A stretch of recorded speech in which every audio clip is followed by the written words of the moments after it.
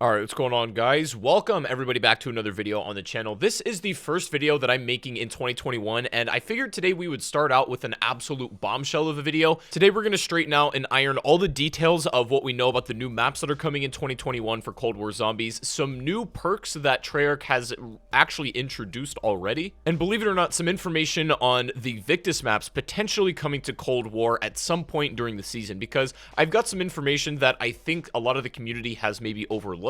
So we've got a lot to talk about. It's going to be a pretty fun video. If you guys do enjoy, all I ask in return is a thumbs up, and it's completely free and it helps out the channel a ton. If you are new around here and not already part of the 8% of elite gamer alphas, then you know what to do. That button is only one click away. But without further ado, guys, let's get into this. So to begin here, I want to talk a little bit about the speculated DLC 2 map, and you might be wondering why we're starting there and not talking much about DLC 1. We'll come back and get to that, but we've talked about that extensively in other videos. However, DLC 2 we've not really touched on much, and there's quite a bit of intel in the game that are literally solved through ciphers thanks to the Zombies Reddit that have gave us a decent area to speculate on what this map is going to be. So I'm going to briefly talk about these ciphers, and then we're going to condense down what they mean into what it means for us in terms of zombies maps. Attention K, initial survey of Ural site verifies it is by far the largest incursion zone yet recorded. We must assume Requiem will detect it via satellite and deploy firearms regardless of sovereign borders. Recommend continuing operations while monitoring Requiem communications. With your support, I will ensure any new gains remain in Soviet hand. P confirms visibility of deployment, opportunity identified in previous communique.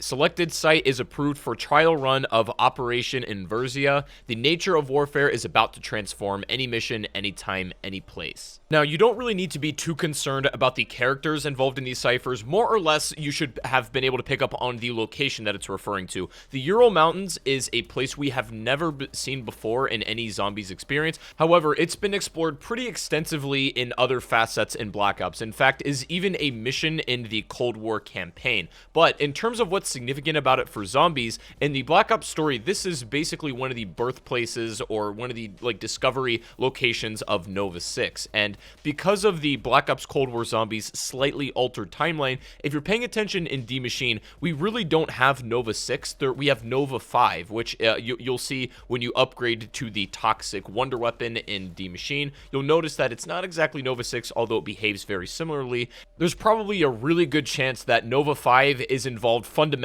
in the entire structure or even the storyline layout of this Ural Mountains map. And also, from what I've heard from insider sources and what with the rumors that are going around, this Ural Mountains map, which again is speculated to be DLC 2, although I cannot confirm that at the moment, is not a remake or a remaster at all. Apparently it is a completely brand new experience, and I understand this is a point of contention for many Zombies players because some people love the idea of remakes of old maps, some people are completely over the remasters and just want new experiences, and I think that there is a balance to be struck with both. But right now I don't know exactly what this Ural Mountains map is going to look like, whether it is completely brand new or it features maybe some elements or some layouts from previous Zombies maps, kind of like with D Machine featuring Nocturne Totem, but doesn't play anything like original Nocturne. I don't even really consider that a remake. Regardless, the reason I'm bringing that up is the speculation right now, the way that they're going to release content in new Zombies maps is we can probably guaranteed expect a new Zombies experience every other season, roughly, and there might be some surprises or some things we're not expecting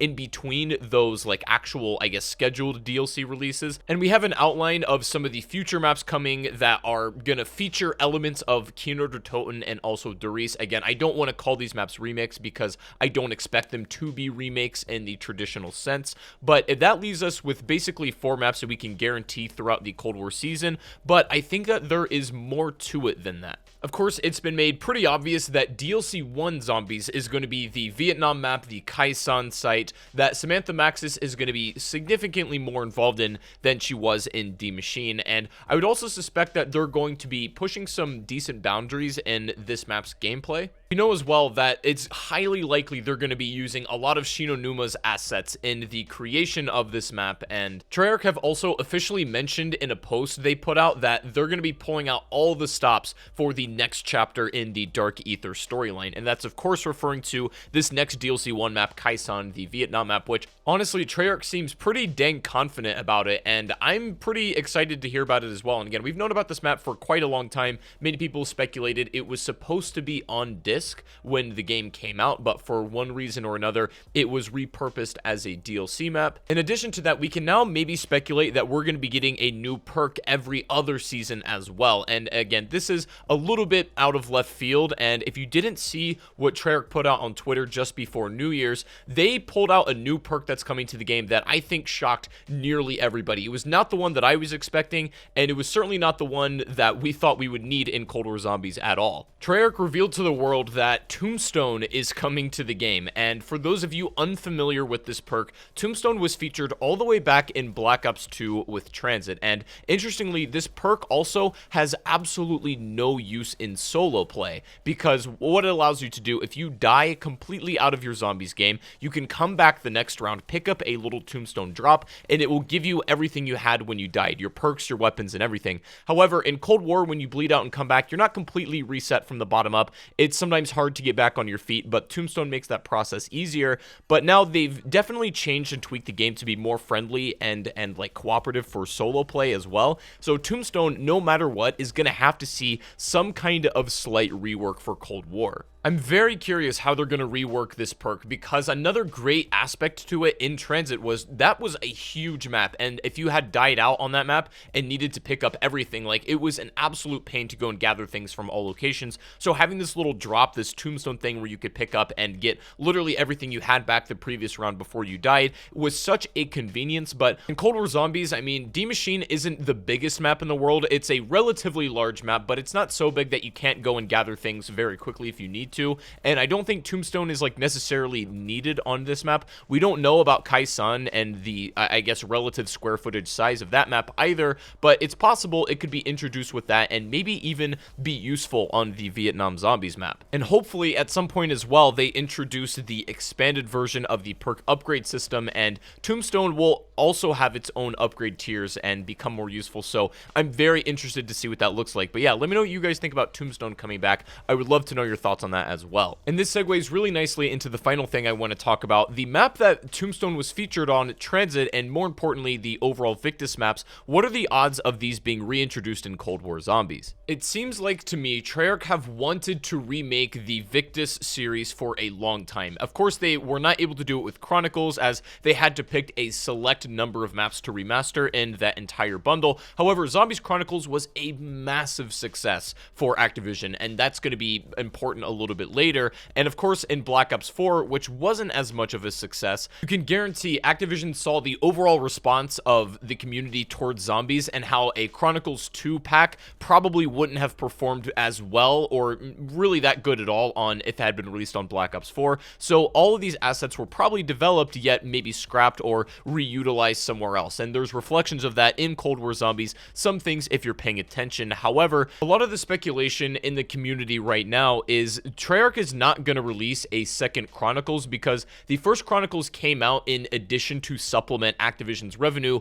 when Infinite Warfare really wasn't doing all that well. And I think on face value, that is a reasonable proposition of something that happened. However, this was something I had talked to Jason Blundell about personally when he was still at Treyarch, because I wanted to know for myself if that was true. However, Jason pretty much told me that Chronicles had been being worked on since the release of Gorod Krovi, and that was way before IW had even came out, or if Activision even knew if that game was going to be financially successful or not. So I don't think there's like a difference in causality there. I don't think they're correlated. It seems like Chronicles was going to come out no matter what. There was probably a lot of different like prototypes of what it was going to look like, was probably being storyboarded since Zetsubo no Shima when they were working on that all the way in BO3, but at least was being developed since Gorod. And the reason that fact is really important is the speculation is right now the Victus maps have been scrapped in development for Cold War or whatever they had been working on, and they're just not coming out. But I still think there's a reasonable chance that they do end up in the game.